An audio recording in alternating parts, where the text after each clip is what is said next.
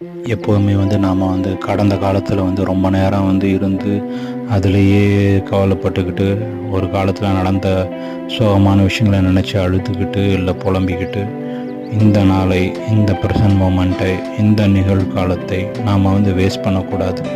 இது எல்லாருக்கும் பொருந்தும். குறிப்பாக கணவன் மனைவிக்கு பொருந்தும் ரொம்ப.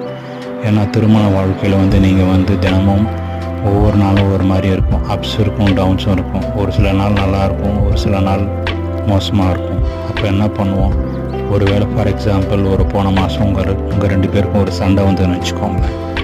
அன்றைக்கி நீ அப்படி பேசினேன்னு சொல்லி உங்கள் கணவனையோ, இல்லை நீ ஏன் அப்படி பண்ண, ஏமா அப்படி ட்ரீட் பண்ணேன்னு சொல்லி உங்கள் மனைவியையோ, நீங்கள் கடந்த காலத்தில் நடந்த அந்த ஒரு நல்ல விஷயங்கள் அல்லாதவற்றை ரொம்ப பேசி அதை திரும்ப எடுத்துகிட்டு அது ஒரு பிரச்சனைக்குரிய ஒரு விஷயமா ஆக்கி விவாதம் பண்ணி சண்டை போட்டு பண்ணுறதுனால ஒரு பிரயோஜனமும் இல்லை. இது எப்படி டீல் பண்ணணுன்னா, போன மாதம் ஏதோ ஆச்சு, இல்லை போன வருஷம் ஏதோ ஆச்சு, உங்களுக்குள்ளார ஒரு மனஸ்தாபம் வந்தது அப்படின்னாக்கா இன்றைக்கி தேதியில் இன்றைக்கி அதை பற்றி பேசவே கூடாது. அந்த விஷயம் நடந்ததுனால உங்களுக்கு என்ன அறிவு கிடச்சிது, உங்களுக்கு என்ன தெளிவு கிடச்சிது, நீங்கள் என்ன பாடம் கற்றுக்கிட்டீங்கன்றதான் முக்கியம்.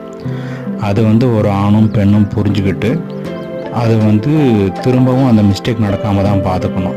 குறிப்பாக உங்கள் திருமண வாழ்க்கைக்கு இடையூறாக இருக்கிற மாதிரி அன்றைக்கி நடந்ததை நீங்கள் அன்றைக்கி அப்படி பண்ணீங்க, உங்கள் அம்மா அப்படி பண்ணாங்க, உங்கள் அம்மா அப்படி பண்ணாங்க அப்படின்னு சொல்லி பழசை கொண்டு போய் பிரச்சனையாக்கினா நீங்கள் இந்த நிகழ்காலங்கிற அந்த அருமையான ப்ரெசன்ட் மொமெண்ட்டை நீங்கள் மிஸ் பண்ணிடுவீங்க. பிரச்சனைகள் ஓயாது, போய்கிட்டே தான் இருக்கும். அதனால் எப்போவுமே கடந்த காலத்தை பற்றி ரொம்ப பேசி உங்களுடைய நிகழ்காலத்தை வேஸ்ட் பண்ணாதீங்க. நீங்கள் ஃப்யூச்சரை பற்றி கூட யோசிக்கலாம். ஆனால் கடந்த காலத்தை பற்றி திரும்பவும் ஆராய்ச்சி பண்ணி அது ஒரு குப்பை மாதிரி தான். அதை தோண்டி எடுத்தால் ஒன்றும் உங்களுக்கு பெருசாக ஒன்றும் புதையல் கிடைக்க போகிறது. ஸோ அதுலேருந்து நீங்கள் கற்றுக்கிட்ட பாடத்தை மட்டும் எடுத்துக்கிட்டு அதுலேருந்து நீங்கள் வெளியே வந்துடணும்.